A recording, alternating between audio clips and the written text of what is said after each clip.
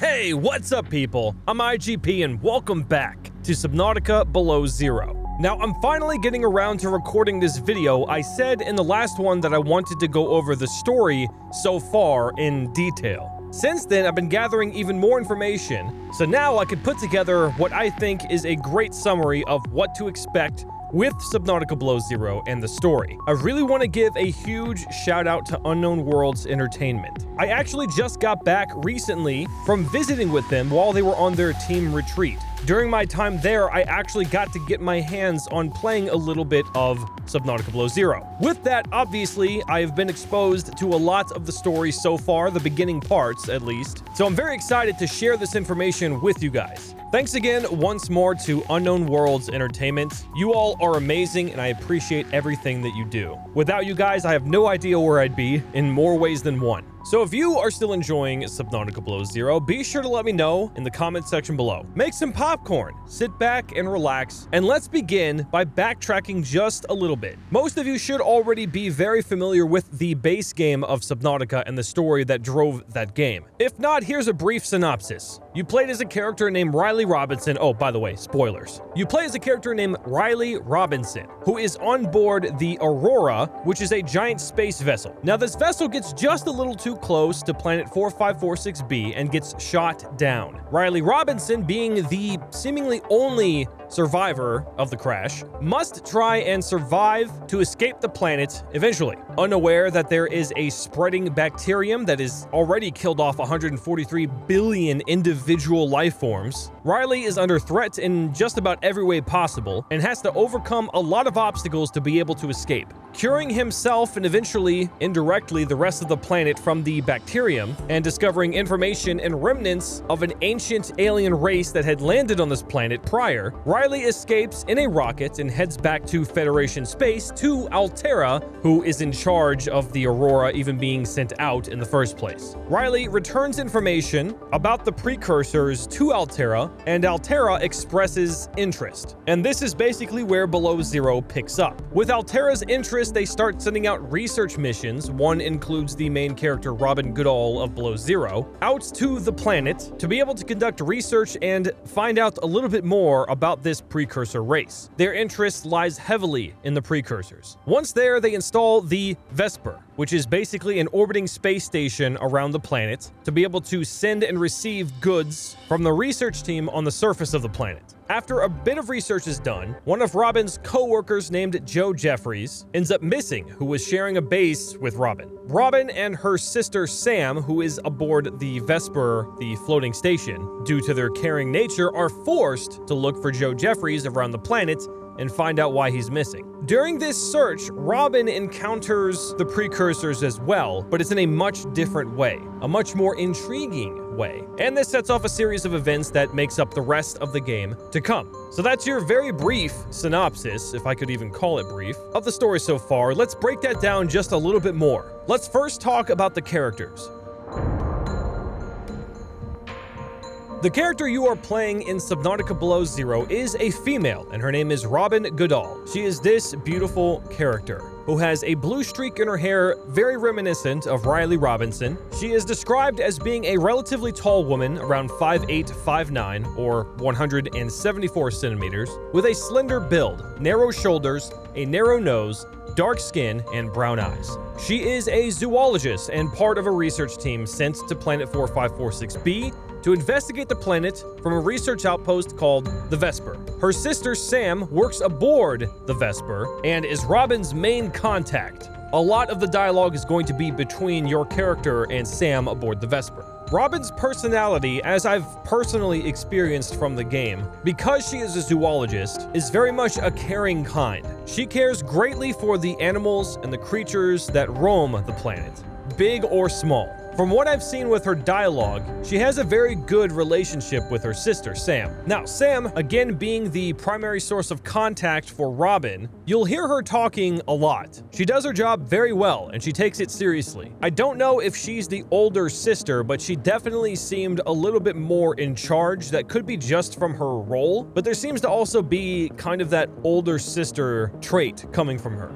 Now, given that she's aboard the geosynchronous space station, we don't get a good look at her. At least, I'm not sure if we do, maybe eventually. But the fact that Sam is the sister of the protagonist, and there's this incredible aspect of empathy between the characters, it makes for an interesting dynamic to have a partner that is very close to you, but physically not so much. I'll go into detail on that in just a bit. Now, Joe Jeffries. Joe Jeffries is a character that I did not hear any dialogue for, and being a given, I didn't really get to see Joe. Jeffries did share a base with Robin, the same base that you start out in, and from the very beginning, he is missing. The game takes place basically when Robin wakes up and realizes that Jeffries is gone. There's more in between that, but point is, he's been gone. He's probably dead. That's a random speculation, but let's be honest. Anyone else who was missing or asking for help or who we were looking for in the previous game, they ended up dead. Now, the other character in the game, another major character in the game, is a bit of a strange one. There's a lot of information on this, so I'll give you a brief overview now and we'll talk in detail a bit later with other subjects that would make sense for me to go into detail on. This character's name is Alan, or Alan. Alan is a member of the Precursor race who will be present as a character in Subnautica Below Zero. When Kara broke out, Alan's mind was likely stored whilst the body was destroyed. This is actually information that we got from the base game, that once the Kara broke out, because of their organic bodies, the Precursors uploaded their minds while the bodies became part of the planet. Alan appears to be unique in that their mind has remained conscious, unlike other stored minds, which are in a dormant state. So Alan is exposed once he actually reaches out to Robin when Robin tries to approach one of the Precursor bases that are in their location. Alan calls her by name, which piques Robin's interest and causes her to explore even deeper into the planet. Again, I want to explain Alan in more detail in a more appropriate section of this video, when we talk more about the Precursors and their role in this game. Just remember that Alan is a conscious Precursor. That's very important. Anyway, let's backtrack just a little bit and talk about where they are located on the planet. Now, we know in the base game, if you know, spoiler alert if that hasn't already been said, Riley Robinson escaped in a rocket and slingshotted around the planets to get back into Federation space through a phase gate of some kind. During takeoff, we get a glimpse of the setting of Below Zero, the Arctic mega biome. The Arctic mega biome, or simply known as the Arctic, is subdivided into smaller biomes such as the Arctic Spires, the Thermal Zone, Twisty Bridges. Some of these I've played as well, and they look amazing, by the way. Anyway, the game starts out in the Arctic biome, in the research base. Robin wakes up from a dream, a bit alarmed, inside of her room, or her section, of the research base. As it is described, the research base is a large installation composed of both standard sea-base parts as well as specialized parts made only for that base. We're talking multi-purpose rooms, decked out with everything that you've seen before, and more. There's also a section for Joe Jeffries, again, who is missing. But inside Jeffries' room, you can see it's well decorated, giving Jeffries a bit of personality without even having to give any dialogue. Now, outside of the research base, up very far in the sky, you can actually physically see the Vesper space station. Now, the Vesper orbits 4546b to serve as a base for the research personnel, including Robin, Sam, and Jeffries. From the Vesper, again, Sam provides assistance through remote communication and can send and receive supplies to the surface and from the surface of the planet. There are actually miniature rockets that you can send up to the Vesper, story items very likely, and in return you can get important items like first aid kits and tools, and maybe Sam will be kind enough to give you some food, because you're starving down on the surface and we all know it. Now, aside from this base, there is also a Precursor base that is called the Mountain Cave Base, which has already been discovered by the research team. What you will see of the base is a very small portion of a much larger facility, just like the primary containment facility in the first game. Now that we have the setting, let's talk about the plot in a little more detail. So the reason for Jeffries being missing is unknown. but it is serving as the driving point for Robin to explore the planet even more. Given that we are playing as a character who is part of a research team, an already established research team, there needed to be something to push the character forward to explore a little bit more about the Precursor base and the life on the planet that they are residing on currently. More so than just survival, because at the very beginning it isn't a survival game until they run into the mountain cave base. Directed to the base by Sam, a warning message is broadcasted by the base, directed at Robin. Warning. Access denied. Continued efforts will be denied forcefully. Concede. Robin Goodall. The most intriguing part being the fact that Robin was called by name. That rules out any pre-recorded broadcast message. This is being broadcast live from someone. Overly excited about the fact that she was called by name, Robin contacts Sam about what she just encountered. At the same time, Sam is trying to warn Robin of an incoming electrical storm. At the very moment that she is warned, lightning strikes the location that she's at. The storm, being as heavy as it is, causes an avalanche to crumble over the entrance to the mountain cave base, forcing Robin to make an exit. At the very same time, the research base, the one that she was stationed at, is crumbled to dust. There's no going back to it. This all culminates into an emotional and physical push into exploring more of the planet. So now Robin is left to explore, find Jeffries, and discover what is going on with the Precursors on her own. Not exactly on her own. Physically on her own, but she does have her sister on the Vesper helping her out. Now, as it would seem, the plot at this point is just to survive and somehow get back to the Vesper, the story actually continues in a very interesting way. While exploring, Sam mentions to Robin that there is an alien sanctuary close to her location. Now remember, Robin is still very curious about the message that was broadcasted directly to her. Once discovered, inside of the alien sanctuary is Alan. Venturing inside the base, there are more broadcasts to Robin from Alan. Robin discovers what can only be derived as a brain, the brain of Alan. Alan speaks of obtaining a physical body again. From what I can recall from playing it, and some of this information I missed, and don't quote me on this, but Alan wants to return to his race, to his Precursor brethren. So Alan reaches out to Robin in an attempt to ask for help. Robin, being who she is, the very caring zoologist who cares for all life, ends up wanting to help. Now, the drive for this could very well just be the fact that she cares about all life, or the fact that maybe this Precursor has some information about where Jeffries is. Either way, it is of the utmost importance to help Alan, the Precursor Brain, obtain a physical body in this world. Now, the communications at this point between Robin and Sam start to get a little strange, because Robin seems hesitant on informing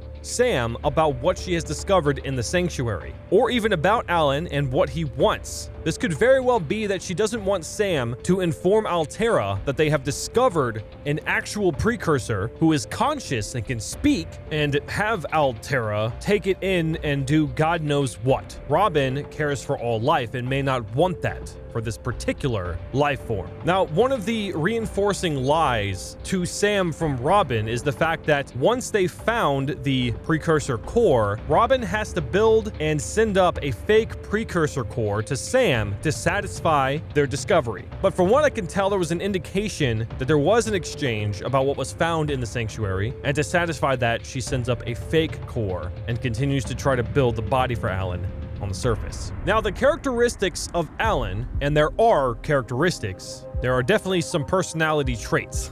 There's actually an exchange between Robin and Alan where Alan almost demands that she does what he wishes, and if she doesn't, he can destroy the entire planet. Robin doesn't believe, and so actually verbally calls out Alan's bluff. Alan then refutes by saying, well, then I can just destroy you. Now there's an immediate threat that you can be harmed. Better yet, your sister could be harmed. There's also this implication, as when I had a discussion with Tom, who was the story writer for the game, there's also an aspect of Altera being that company that people just don't like. And Robin, being the zoologist and caring for all life forms, definitely doesn't follow suit with respecting the company. Anyway, throughout your adventure in Below Zero, you will be trying your best to actually physically build a temporary physical body for Alan to control so that it may walk and be again. Now, of course, a lot of people have speculated that this information means that we are going to actually see a precursor. And unfortunately, if you break it down, we are not going to see that. What we are going to see is a precursor, an actual precursor who is conscious, living inside of a shell, a temporary shell that is not of its own kind. The precursors, as much as we know about them, are very interesting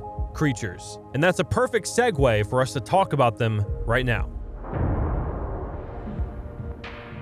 Now, Alan's brain is a physical brain. It isn't something that you're going to download, and it may be a placeholder. It may have been a placeholder when I was playing, but it is an actual entity that moves around. It's likely a placeholder because I just remembered that that entity is one of the entities within the quarantine enforcement platform, one of the artifacts found, the one that can destroy an entire planet, I believe, or a galaxy or something crazy, but it has malfunctioned. That thing is what the brain looked like when I played. Now, as the precursors are described, they were a highly advanced and ancient spacefaring alien race that arrived on 4546b approximately 1,000 years ago. Searching for a cure for the Kara bacterium, most information surrounding them is currently unknown. By the time Riley Robinson got to the planet, it had already been 1,000 years since the bacterium outbreak, and since they basically let their bodies rot and had their minds uploaded. As far as their biology goes, as of now, no precursor has been seen, so nothing is known of their physical appearance. It is likely that they were a lot larger than humans based on the size of their bases and the objects within them. A prime example being the height of the surgical tables found in the disease research facility, which come up to just below Riley Robinson's neck. For use as a surgical table, they would most likely be around the same height as the surgeon's waist. By this, it can be estimated that the precursor race would have averaged around 8 feet, or 244 centimeters and above in height. They are known to have an extremely long lifespan, as evidenced in a databank entry by the mention of a 96-year-old precursor being considered, quote, very young. The same individual was near 700 Earth years old, born 1,708 Earth years ago, when its body became infected after the Kara outbreak, and the consciousness was stored in a data hub. It is unknown if the lifespan is naturally long or augmented, like Paul Torgles from the Degassi, who had expected to live to the age of 160 prior to crashing on 4546b. Now, when I was playing and exploring a starter biome like the Twisty Bridges, there are a lot of artifacts laying around from the precursors, suggesting that they also had bases around the same time elsewhere on the planet. It's actually interesting because we assumed, at least some of us did, that they were only occupying the 2 kilometer by 2 kilometer volcanic crater. They had a quarantine enforcement platform around that area to prevent anything from entering or leaving the atmosphere. Now that makes you wonder if there is also one on the Arctic, considering you have a lot more surface area to be able to build rockets and leave. However, it is absolutely suggested that the quarantine enforcement platform can actually bend its beam to destroy anything on the other side of the planet. However, given how fast that beam comes out, I'm not sure it can be very accurate. If it is, that's quite insane. And props to you, precursors, for making that. Now, given that Alan is a conscious precursor, I wonder how much of the precursor lore we are actually going to get in this game. I know the primary goals are very minute compared to the vast expanse of their race to begin with, but it would make sense for Robin to be very curious, being a zoologist. I hope that Robin asks a lot of questions, and I hope we get a lot of information about the precursors. I do enjoy the fact that we're not still going to be able to see any of them, though we can only still speculate what they look like, or maybe even Alan will tell us. Now, I want to give a bit of speculation and my thoughts on the game so far. First, I want to talk about my experience playing the game and what I enjoyed from it and what I hope to see in the future. Playing the game was a bit strange because there were a lot of audience members. A lot of the team was very curious to see someone play what they've been working on for a while. So definitely a good thing is that it feels like Subnautica, as it should. This is actually something that a lot of developers kind of struggle with when making a sequel to a game that they've made before. A lot of the time, they want the second experience to be a completely new one for the player. For me, I can see that if it adopts a brand new storyline. But for this particular game and the way they're going about doing it, it makes more sense that it feels very much like the first one. You are still on the same planet. Everything is still going to be physically the same. You are just in a different biome that harbors different creatures. But it still feels like something on its own, given that it is a different biome and you are experiencing a lot of new creatures and new flora. It's all the more interesting. Your goals are a bit different than before as well. Yes, you need to survive, but it is also that you need to find someone, that there's a lot of emotional investment and immersion. The fact that your character actually has dialogue and a personality is a very important thing. Immersion is exceptional when it comes to a story-driven game like this. We all think of Subnautica as survival, and it absolutely is, but there's a big part of that is driven by story. The dynamic between Robin and Sam is very important. Not only are they very close, but they are blood close. They have an automatic will to guard the other, and your character can feel that. There's an impending danger, especially for even Sam, given that Robin is now lost and trying to survive on this planet after a storm, and she could potentially watch her sister die. It's very important to have that kind of immersion. A game like Skyrim is a bit different when it's so open that you can pretty much be whatever you want to be, but I think for this, it's perfect, and the dialogue between the two and Alan and the search for Joe Jeffries, there's a lot of investment in this game. Now, as far as how it looks beautiful. It, at this stage, looks and feels much more like a full game than Subnautica did when it released into early access. So I'm excited for when early access comes. I believe it's going to be January of this coming year. So just a few months, everybody should be able to play it, hopefully. Again, all of this is subject to change. But the biomes look even better in-game. The Twisty Bridges is much bigger than you were probably even thinking. It is expansive as all hell, and it is absolutely beautiful. And yes, at night, it is scary to even look up or turn around because everything looks like a giant sea monster, and it's amazing. As far as creatures go, I got my first encounter with a brute shark, which was brutal, and they are a lot more terrifying than I thought. They look a little bit smaller than you'd imagine, but I feel like that's the drawback when it comes to how creatures look in Subnautica. But it is quite brutal. The brute sharks basically roam around the very beginning biomes, much like the stalkers did in the base game. The animations are great too. I don't know if you guys have seen it, but on the Trello they posted some screenshots, I believe on Sketchfab as well, the model of the brute shark. But playing it was a totally different thing. That was terrifying, especially at night. I got to see a lot of the creatures that were in concept arts, and even got to see the goddamn rock puncher, dude. It is finally in the game, and they look dope. They look a little bit small. I think they're gonna get scaled up, but it is amazing to finally see that and interact with it. I got killed by one, by the way. They will hurt you. I got to see a giant pod of glow whales all synchronously swimming, jumping out of the water, splashing back down, causing no harm to me, and they look goddamn gorgeous. Now, I did experience one thing that still haunts me today, and I thank you guys for not telling me about it before it happened.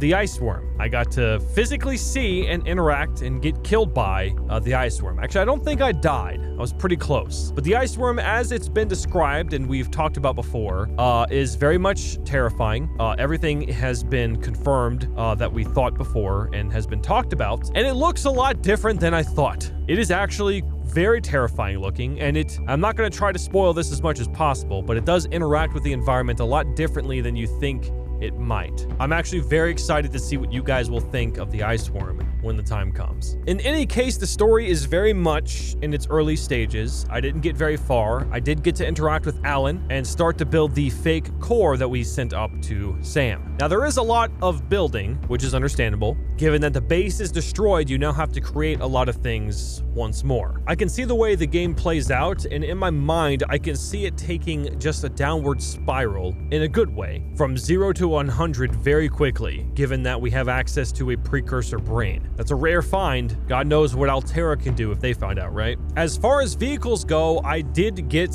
the Sea Glide. That's a typical thing for you. But I did also get to drive around the hover bike in their test area. And it works just as you would imagine, and it's insanely fun. The hover bike as we know it now as Snow Fox. makes me very happy. Anyway, I understand this video is probably as organized as it can be, but still a mess, so I think I'm all out of information in regards to the story. I hope that that sums up a great deal of information for you, that some of your questions have been answered. Some people are very curious about a lot of aspects, and I hope I covered just a small percentage of it at least today. I want to give another huge thank you to Unknown Worlds, those amazing people, for letting me play the game and letting me meet the team while they were on the retreat. I am truly grateful to you in every way possible. I can't thank you guys enough. And take it from me, this game is going to be amazing, and I hope you guys are just tapping your foot in anticipation, waiting for this game to drop in early access. I'm hoping we're going to get a little bit more detail in regards to what we can expect in early access. I'm sure it's going to be a lot farther than what I've experienced and what I've said so far in this video. I just know it's going to be a hype release, and I can't wait